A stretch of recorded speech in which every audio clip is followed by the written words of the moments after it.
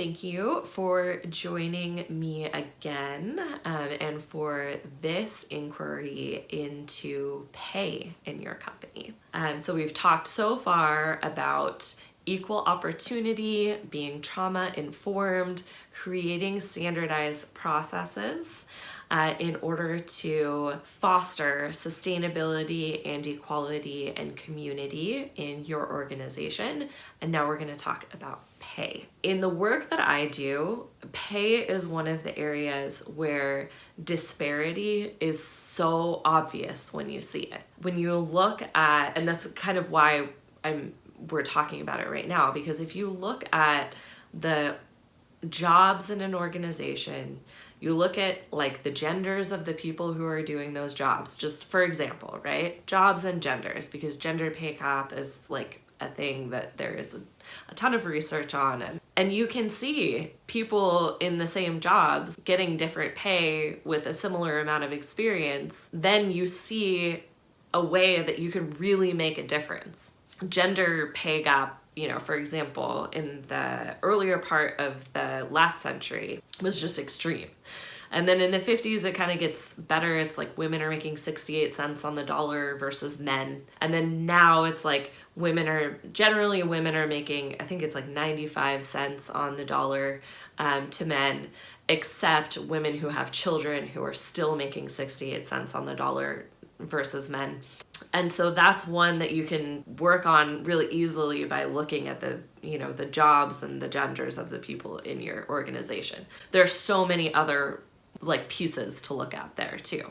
So, but when you're doing this inquiry into pay, one way to go about it is to remove names, to look at jobs, and to look at pay. And are all the jobs being paid similarly relative to their responsibilities? In an organization where you have, multiple levels, so maybe you have some entry-level folks, you have some managers, it makes sense objectively that managers would be making a certain amount and that entry-level staff would be making a different amount, and that managers would be making higher and that entry-level people would be making less. But sometimes when you look at pay, you'll have a manager that's making the same as the entry-level people that are working for them, and it doesn't make sense within the structure of the organization.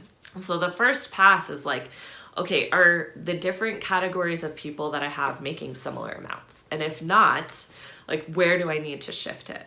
Another inquiry is into whether or not you are paying the living wage. The living wage is a study that's done by MIT every year. It comes out in April, and it tells you how much a person needs to make in your county. This is only in the United States. So in your county in the United States, in order to pay for their basic living expenses. So this is food and housing and repairing your car and medical expenses, these kinds of things, right? I recommend paying at least the living wage. And the reason for that is because if people are making between the minimum wage and the living wage, then they're more likely to fall into poverty because they're unable to afford their basic living expenses.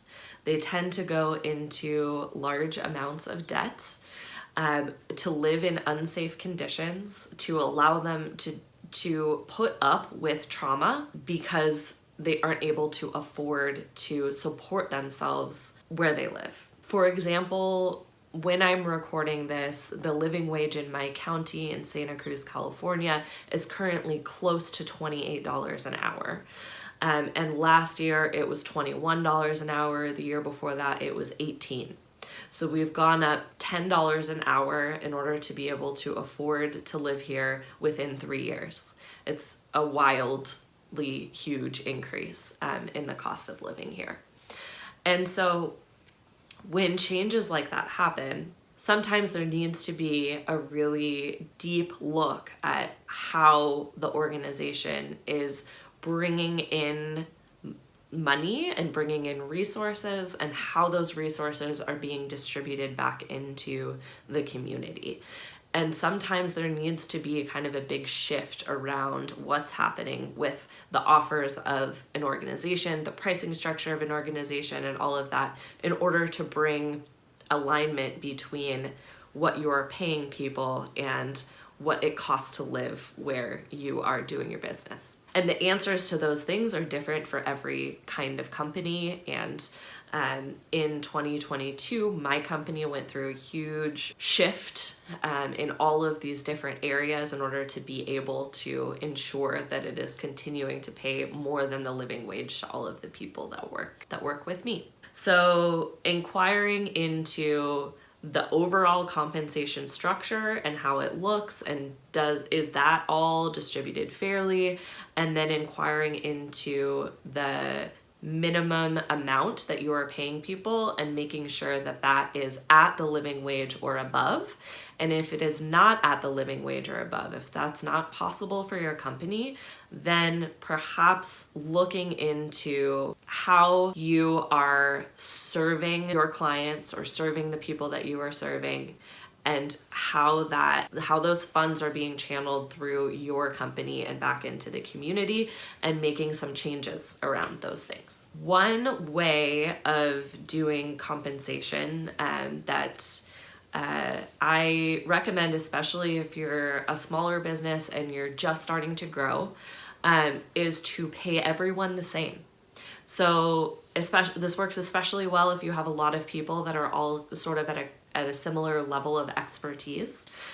So you decide what that minimum amount is, and then you pay everyone that amount.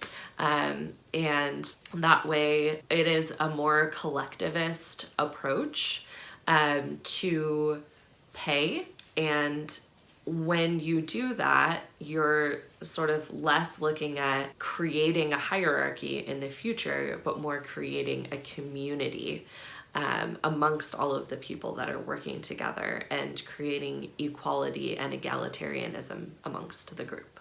These are some inquiries into pay that you can practice, and I'm interested to hear about how this goes for you. Looking into pay is one of the things that is so interesting to me, and like I said in the beginning, I think really can have a very meaningful effect on the lives of the people that work for you and the disparities that we see in society. Again, send your questions my way. If you have any stories or any concerns or anything like that, I would love to hear them.